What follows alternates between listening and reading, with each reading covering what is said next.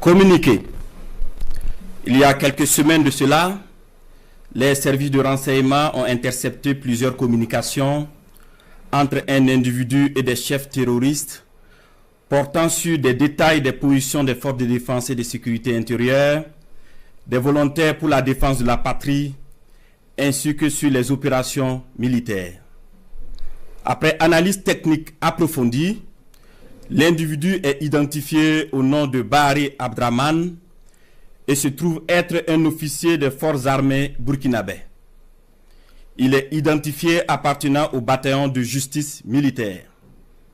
La recherche d'informations sur lui dans son corps d'appartenance va permettre aux agents de renseignement de découvrir que l'officier est en situation d'absence irrégulière depuis quelques semaines et fait l'objet de procédures pour désertion. La surveillance des communications du lieutenant déserteur Bahari Abdraman va donner des liens supplémentaires qui vont intéresser les services de renseignement, notamment avec un officier des forces armées du nom de Compaoré Joani, un ancien sous-officier de l'armée burkinabè du nom de Zerbo Laoko, un officier en service au Centre intégré des opérations du Burkina Faso, le commandant Ouedraogo Frédéric, un officier des forces armées en stage dans un pays européen, mais déserteur depuis un bout de temps et ayant rejoint Abidjan du nom de Kaboré Constantin. Le travail minutieux des services de renseignement va révéler un grand complot en préparation contre notre pays, dont le but ultime est de semer le chaos total en vue de placer le pays sous tutelle d'une organisation internationale à mesure de reprendre le contrôle dans 10 ou 20 ans selon les instigateurs. Des informations sensibles ont été passées aux terroristes en vue d'accentuer les attaques contre les forces combattantes et les civils dans le but de susciter la révolte contre les autorités.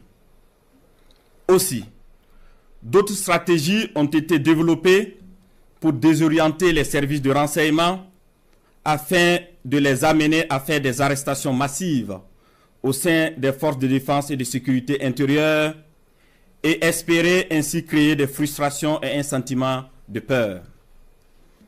La manipulation est menée également à travers des messages diffusés pour susciter injustement certains et d'autres messages envoyés à des chefs de corps pour leur faire peur en indiquant qu'ils seront arrêtés car étant sur une soi-disant liste noire. Des leaders religieux et coutumiers ont été sollicités pour convaincre certains officiers de s'engager dans cette mission funeste.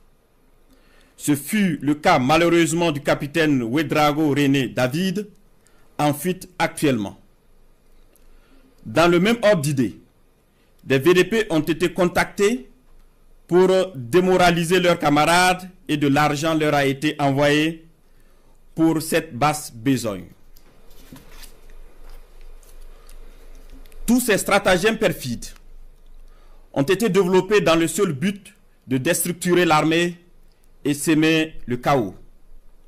Les services de renseignement ont suivi la manœuvre qui devrait aboutir, selon le plan des comploteurs terroristes, le mercredi 16 avril 2025, à un assaut sur la présidence du Faso par un groupe de soldats recrutés par les ennemis de la nation. Cet assaut devrait être mené au même moment que plusieurs attaques terroristes d'envergure pour occuper les vecteurs aériens à défaut de pouvoir les détruire au sol. Quelques jours avant la mise en œuvre de ce projet diabolique, des VDP et soldats patriotes se sont présentés dans plusieurs services, notamment au renseignement et à la présidence du Faso, pour dénoncer le coup en préparation.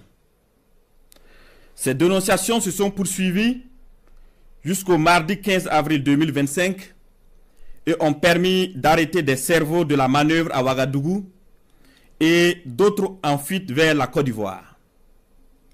Il faut noter que les cerveaux à l'extérieur du pays sont tous localisés en Côte d'Ivoire, y compris le nommé Bahari Abdraman.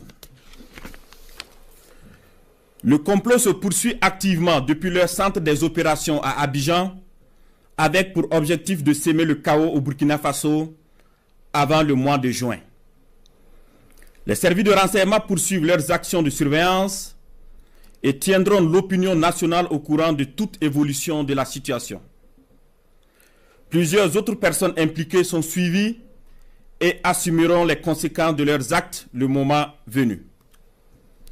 Nous invitons les populations à rester sereines et vigilantes et à signaler toute activité suspecte.